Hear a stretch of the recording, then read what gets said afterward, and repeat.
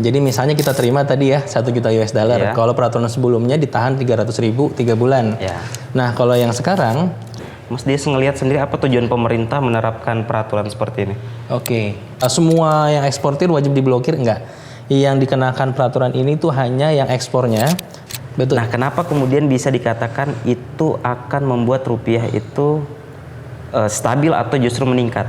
Oke. Nah, itu kenapa bisa begitu kira-kira? Apa sih yang menjadi harapan dari teman-teman Bank Mandiri? Selamat datang Sobat Ekspor di Ruang Ekspor.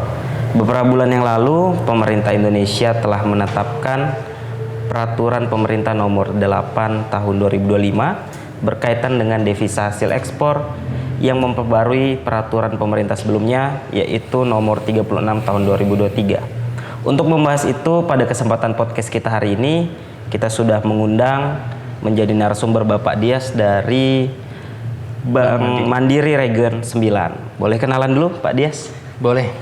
Tias, salam kenal. Mas Khalid. Mas Khalid. Oke, saya dengan Tias Yunadianto, Mas Khalid, salam kenal. Ya. Tadi sebutkan dari Bank Mandiri ya. Bank Mandiri kebetulan di Pulau Kalimantan ini ada satu namanya regional atau kantor wilayah kalau kita kenalnya. Oke. Nah ini membawahi satu Pulau Kalimantan, di dalamnya ada 5 area. Nah kebetulan kantor untuk wilayahnya di Balikpapan. Di Balikpapan. Iya betul. Region 9 membawahi Kalimantan ya. Ada 5 area. Betul. Oke. Izin nih, saya manggilnya Mas, Pak atau Mas Bang aja, enaknya? biar santai. Mas ya. Oke Mas Dias. Jadi kan pemerintah Indonesia kemarin menerapkan peraturan pemerintah berkaitan dengan devisa hasil ekspor. DHE. Ya, DHE ya. Nah, mungkin bisa dijelaskan dulu nggak buat teman-teman yang nanti nonton podcast kita, apa itu devisa hasil ekspor? Oke, devisa hasil ekspor ya Mas ya? Iya. Ya, rekan-rekan sobat ekspor ya. Ya, sobat ekspor. Baik. DHE atau devisa hasil ekspor adalah sesuatu yang memang sudah jadi kelaziman ya ketika kita melakukan transaksi ekspor, kita mengirimkan barang komoditas kita ke luar negeri, maka kemudian itu nanti ada pendapatan yang kita terima. Pendapatan kita terima dalam mata uang, tentunya di sini yang dipakai lazimnya adalah bank US dollar atau mungkin bisa juga mata uang lain yang memang digunakan secara lokal. Contohnya kalau di kawasan ASEAN kita biasa menggunakan Malaysia Ringgit, Thailand Baht dan sebagainya. Nah itu memang kita pergunakan bersama-sama. Nah DHE ini memang tadi udah disebutkan ya, ada banyak peraturannya.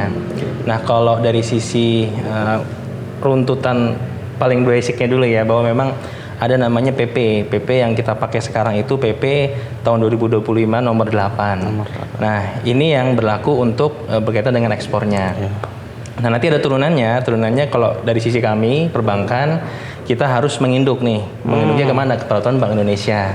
Nah peraturan Bank Indonesia yang kita pakai sekarang memang kalau kami lihat itu masih menggunakan PBI nomor 7 tahun 2023, tapi ini sudah akan disempurnakan gitu ya, mengikuti PP yang terbaru nomor 8 tahun 2025 tadi. Intinya DHE atau devisa hasil ekspor yang masuk ya atas penjualan komoditas yang ke luar negeri tadi itu harus, yang pertama ini memang ada runtutannya. Pertama ketika dia melakukan ekspor tentunya nanti akan melewati kepabeanan. Nah kepabeanan tercatatlah nanti di sana pajak ekspornya dan sebagainya. Nah di situ sudah mulai tuh dihitung bahwa mereka yang melakukan ekspor dalam tempo 3 bulan ke depan, uang yang dieksporkan tadi, uang dari hasil penjualan barang yang diekspor tadi harus masuk ke Indonesia lagi. Kalau dulu bisa jadi beberapa tahun belakangan itu runtutannya nih, kalau saya boleh kasih runtutan itu ya, tahun 2011 itu barang-barang yang kita jual itu bisa jadi boleh aja masuk ke sini tapi menggunakan bank asing. Tahun 2012 disempurnakan lagi harus menggunakan bank devisa. Terus kemudian yang terakhir tahun 2023 itu sudah harus masuk ke bank dalam negeri gitu ya, bank yang ada di dalam Indonesia, dan harus tercatat juga masuk ke sana, dan harus ada yang diblokir saldonya, dananya 30%. Nah 2025 disempurnakan lagi nih runtutannya. Jadi kalau yang dulu itu semuanya masuk, terus kemudian 30%-nya itu nanti ditahan. Nah kalau yang sekarang itu semua yang masuk itu boleh langsung dipakai. Oke. 2025 ini semua boleh dipakai. Tapi ada tapinya Mas. Tapi ada yang kemarin itu masuk misalnya menggunakan mata uang US dollar gitu ya. Begitu masuk ke rekening yang ada di Indonesia, dalam hal ini rekening khusus yang digunakan untuk penampungan DHI tadi, maka dia harus dipergunakan untuk sesuatu yang memang berkaitan dengan operasionalnya. Jadi ada 5 hal yang nanti bisa jadi faktor pengurang untuk penghilangannya tadi. Tapi langsung muncul lebih jauh ya. Oke, sebelum ke situ, silakan. Kira-kira menurut Mas Dias nih, apa sih tujuan pemerintah? Kan tadi katanya cerita dari 2011 dengan berbagai macam penyempurnaan hingga terakhir 2023 dan disempurnakan di 2025. Mas Dias ngelihat sendiri apa tujuan pemerintah menerapkan peraturan seperti ini? Oke, ini kalau kami sih melihatnya ya ini salah satu upaya pemerintah untuk mengontrol bahwa kekayaan Indonesia itu harus dinikmati juga oleh rakyat Indonesia.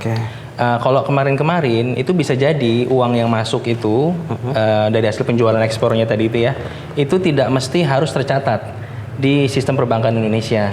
Jadi bisa aja nanti dia menggunakan bank asing yang ada di Indonesia atau menggunakan instrumen-instrumen yang digunakan juga oleh bank asing, tidak tercantum atau tidak tercatat di sistem yang ada di Bank Indonesia.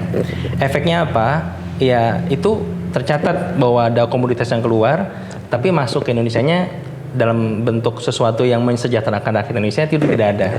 Nah, berjalannya waktu tahun 2023 tentunya ya, itu sudah mulai disepakati bahwa apa yang diekspor itu wajib masuk ke dalam bank yang ada di Indonesia.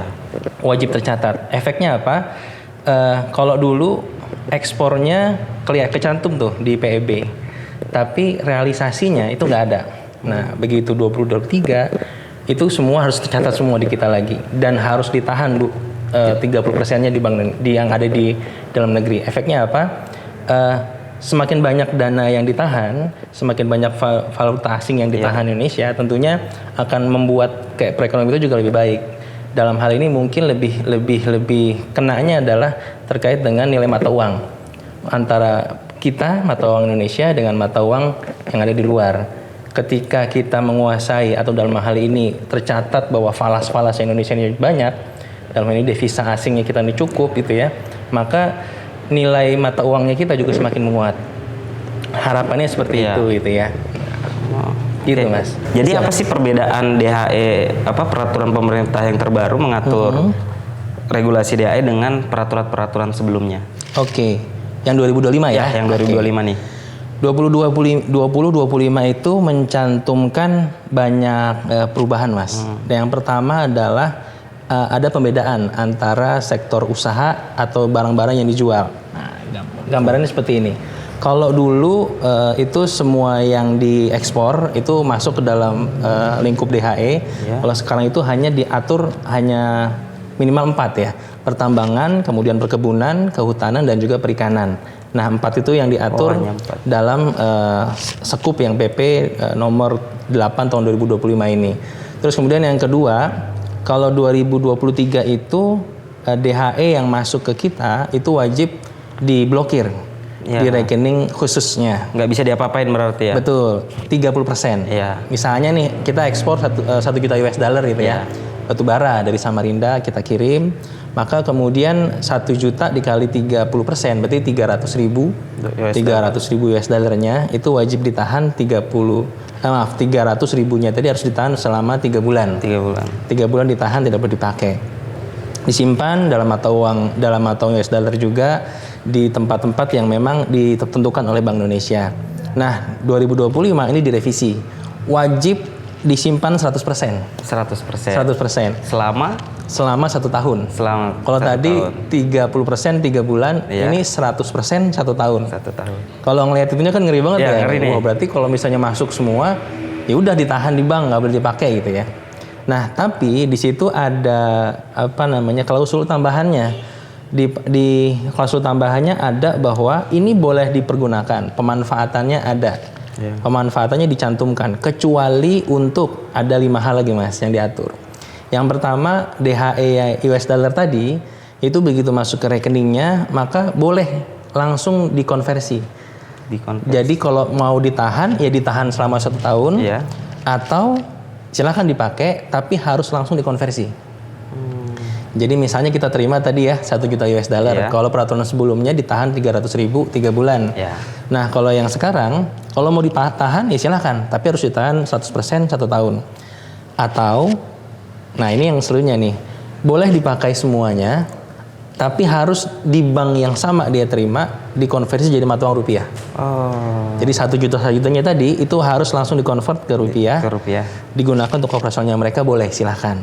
Jadi selama operasional wajib menggunakan mata uang rupiah. Rupiah, Iya. betul. Atau kan masih ada 4 ya. Iya. Nah, 1 tadi ke rupiah ya. Rupiah. Yang kedua adalah digunakan untuk kebutuhan pembayaran kewajiban ke pemerintah. Misalnya dia punya kewajiban untuk membayar retribusi, atau mungkin dia juga harus banyak kewajiban PNBP negara dan sebagainya, itu wajib untuk dikeluarkan terlebih dahulu. Ini dengan mata uang yang sama, US dollar juga atau mungkin mata uang falas yang sama. Nah, yang ketiga adalah ketika dia punya kewajiban dalam hal ini kewajiban ke mother company-nya kah atau ke perusahaan induknya, tapi lagi-lagi dalam mata uang asalnya, falasnya tadi. Atau yang keempat, ini juga dia digunakan untuk kebutuhan yang sifatnya pengadaan barang jasa, tapi yang tidak ditemukan di Indonesia, yang tidak tersedia di Indonesia. Nah itu boleh tuh. Nah terakhir ini adalah jika dia ingin bayar, bayar dividen untuk kebutuhan pembayaran dividen kepada pemilik saham dan sebagainya. Nah 4 yang saya sebutkan terakhir ini dia boleh dalam mata uang falasnya, Mas. Sementara yang tadi pertama boleh konversi, dan atau wajib dikonversi dalam mata uang rupiah. Nah ini yang jadi yang jadi pintu keluar buat para eksportir, bahwa kalau dulu 3 bulan 30%, kalau sekarang 100% harus diblokir, atau kalau memang dia nggak mau diblokir ya sudah tukarkan ke rupiah gitu. Tapi wajib di bank yang sama tempat dia terima DHSDA-nya tadi. Gitu. Gitu Mas. Berarti kalau tadi berdasarkan cerita Mas Dias, tidak semua komoditi ekspor itu wajib DHE ya? Iya betul. Hanya pertambangan, perkebunan, kehutanan dan perikanan. Ada satu lagi, minyak bumi dan gas. Oh, migas. Nah, kalau yang migas ini tetap menggunakan skema yang sama, yang seperti tahun 2023. Wajib diblokir 30% 3 bulan. Gitu Mas. Dan ini tidak mesti 100% semua yang eksportir wajib diblokir, enggak. Yang dikenakan peraturan ini tuh hanya yang ekspornya tercatat di pabean atau PPE kita itu nilainya lebih dari 250.000 US dollar. Gitu Mas. Izin nih Mas Dias, kalau seandainya nanti nih ada yang nonton nih mungkin kurang paham ya, bisa nggak dijelaskan sedikit? Misalnya saya coba beranalogi sedikit. Ketika negara menahan uang dalam bentuk valuta asing tadi, atau kemudian juga harus dikonversi segera dalam waktu kalau diblokirkan tadi dalam waktu jangka 12 bulan. Betul. Nah, kenapa kemudian bisa dikatakan itu akan membuat rupiah itu stabil atau justru meningkat? Nah, itu kenapa bisa begitu kira-kira? Mungkin bisa jelaskan nih kalau ada yang kurang paham. Ini juga saya dapatkannya, ini pertanyaan menarik nih, pas beberapa saat keluarkannya peraturan ini, kok saya juga bingung. Kenapa ya ditukar ke rupiah itu berefek ke ekonomi kita gitu ya? Karena gini Mas, di 2023 ke bawah itu ternyata banyak eksportir kita yang dia menggunakan tanda kutip bendera asing. Jadi mereka ekspor dari Kalimantan, kemudian di trade dulu di Jakarta, dibawa lagi lah ke Singapura menggunakan bendera mereka. Nah, uang hasil ekspornya tadi itu tercatatnya di Singapura, tercatatnya di luar negeri gitu ya. Nah, ini insentif sebetulnya buat pengusaha-pengusaha kita. Yuk, daripada diekspor menggunakan bendera yang ada di tengah-tengah tadi, kenapa nggak kemudian dibawa aja langsung ke Indonesia, langsung aja pakai benderanya kita, gitu kan ya. Nah, insentif yang selanjutnya tadi ya, kalau misalnya kemudian disimpannya di Singapura atau di tempat negara lain ya, saya mohon maaf jangan menjadikan satu negara gitu ya. Kita misalnya kita menggunakan satu entitas di negara lain. Nah, disitulah nanti proses jual belinya terjadi. Tercatatnya juga di negara tersebut. Padahal jelas-jelas tercatat di negara kita menghasilkan batu bara yang cukup banyak, gitu, ekspor yang cukup banyak, atau komoditas yang banyak gitu. Tapi tercatat sebagai hasil penjualannya nangkring tuh di sebelah, intinya nangkring di negara lain itu. Itulah kenapa kemudian nggak apa-apa masuk aja ke Indonesia dulu, kemudian ya udah digunakan untuk operasionalnya mereka. Ya. Nah, apakah tercatat? Tetap tercatat. Kenapa? Kalau dulu itu nanti tercatatnya hasil penjualannya itu ada di sebelah, misalnya kita ekspor 1 juta gitu ya, yang masuk ke sini mas nggak nyampe 200.000 mas, nggak nyampe 20%. Sampai 20%. Betul. Nah kemudian kalau misalnya dengan cara ini, otomatis semua yang 1 juta tadi 100% akan dibawa ke sini. Ya. Tercatatlah ke sistem keuangannya kita gitu ya, dan kemudian akan ditukarkan ke mata uang rupiah. Berarti kan sudah semuanya tuh ada di kita gitu ya. Iya. Kebacalah di sistem keuangan kita bahwa memang ada falas nilai sekian dan ditukarkan ke rupiah, gitu mas. Nah ini yang menarik nanti nih, bahwa nggak usah takut lagi tuh ekspor harus ditahan atau mungkin nanti menggunakan bendera asing dan segala macam. Masukin aja, toh kita juga sudah mengetahui bahwa kebutuhan operasional kita pun rupiah. Ya. Contoh kayak misalnya batu bara aja tambang, solarnya kita rupiah. Belinya pakai rupiah, atau mungkin biaya jalan haulingnya juga pakai rupiah, beli alat berat juga pakai rupiah gitu kan ya. Jadi nggak usah khawatir, dibawa aja ke Indonesia, biar muternya di Indonesia lagi gitu mas. Oke, mungkin gitu ya sobat ekspor, kenapa kemudian ini bisa meningkatkan nilai mata uang rupiah juga agar tidak anjlok, stabil, atau bahkan mungkin bisa meningkat. Selanjutnya nih mungkin bisa dijelaskan Mas Dias mekanisme dari penempatan devisanya tadi melalui Bank Nasional tentunya seperti apa? Oke. Ini saya mau bagi dua dulu mas ya, bahwa yang pertama ini penggunaan, ada namanya penggunaan, ada namanya pemanfaatan. Oke. Ya, yang pertama gini, bahwa kita ekspor, terus kemudian kita buat satu rekening namanya rekening khusus devisa hasil ekspor, Reksus DHE kalau kita sebutnya ya. Nah, Reksus DHE ini itu wajib tuh dicatat di bank tempat kita buka rekening. Otomatis itu juga akan tercatat juga di Bank Indonesia. Nah, perusahaan pun wajib mendaftarkan Reksus DHE-nya tadi ke Simodisnya yang ada di Bank Indonesia. Nah, sistem informasi inilah yang kemudian nanti akan mensinkronkan antara laporannya bank, laporannya perusahaan, satu lagi laporan di Pabeanan. Nah, kepabeanan itu mencatat ketiganya, disinkronkan dengan satu sistem yang terintegrasi. Ketika kemudian ekspornya nilainya 1 juta, maka dalam tempo 3 bulan ke depan itu wajib udah harus masuk nih dananya nih 1 juta juga ke Reksus DHE yang ditunjuk tadi. Nah kalau ternyata ini nggak masuk, maka warningnya muncul tuh si modisnya. Ini kenapa tidak masuk, gitu ya. Nah ketika tidak masuk, maka ketika si perusahaan tadi mau ekspor lagi, dia diblok mas.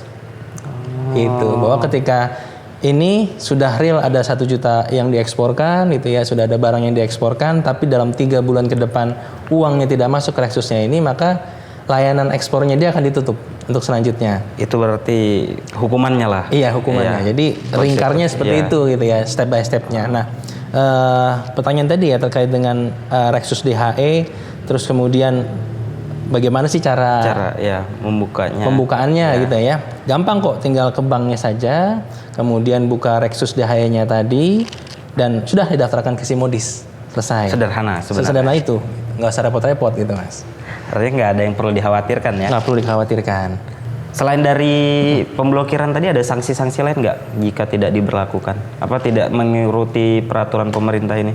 Sejauh ini sih memang yang dicantumkan di peraturan pemerintah itu ya, bahwa kalau misalnya kemudian dalam 3 bulan itu tidak masuk, atau kemudian dalam pelaksanaannya tidak disimpan, tidak diblokir dananya gitu ya, maka ya dia tidak boleh tidak diberikan layanan untuk mengekspor lagi di sistem kepabeanan kita. Itu aja sih mas, yang saya lihat sanksi yang paling ketat ya. Terus kemudian tentunya nanti ya berkaitan dengan dananya pun, tapi ini memang belum ada kejadian gitu ya. Bank Indonesia itu berhak untuk mengeluarkan surat perintah untuk ke bank yang ditunjuk sebagai penampungan DHE tadi untuk memblokir dananya, atau menyampaikan bahwa ada kekurangan dan wajib untuk melakukan penyimpanan sesuai dengan ketentuan yang berlaku. Ya gitu sih mas. Jadi misalnya tadi kita buat ada ekspor 1 juta, harusnya masuk dalam 3 bulan tadi, kemudian menyatakan bahwa kan harus diblokir ya 100% sekarang ya. Atau kalau nggak mau ya langsung ditukarkan ke rupiah gitu kan ya.